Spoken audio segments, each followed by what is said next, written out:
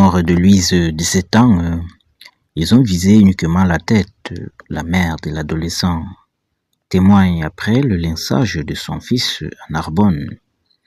Une semaine après le lynchage mortel de Louise, 17 ans, sur un chantier de Narbonne, dans l'eau de la mère de l'adolescent témoigne et dénonce la violence subie par son fils.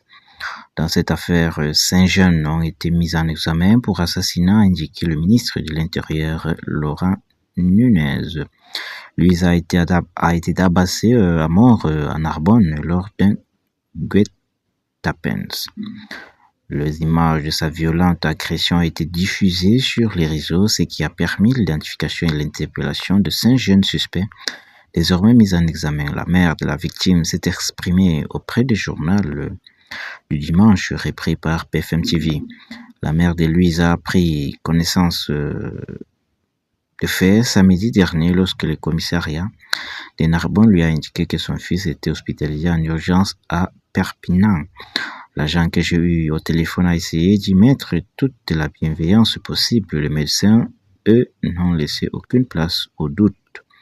Elle dénonce SND devant la violence de coups portés à Louise. Mon fils n'avait aucun bleu sur le corps. Ils ont visé uniquement la tête.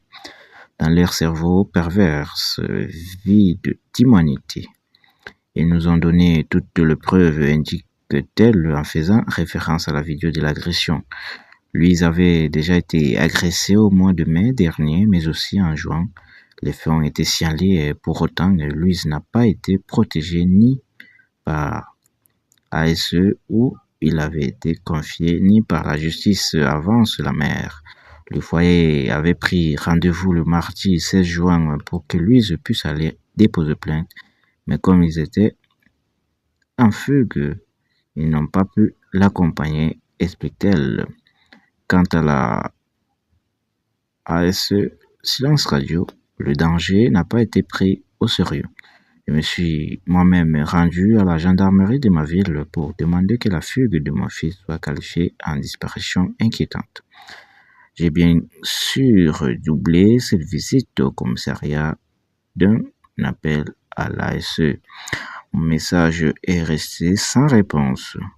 A-t-elle poursuivi? La mère endeuillée souhaite désormais les agresseurs de son fils soient jugés et que la justice doit prendre ses responsabilités.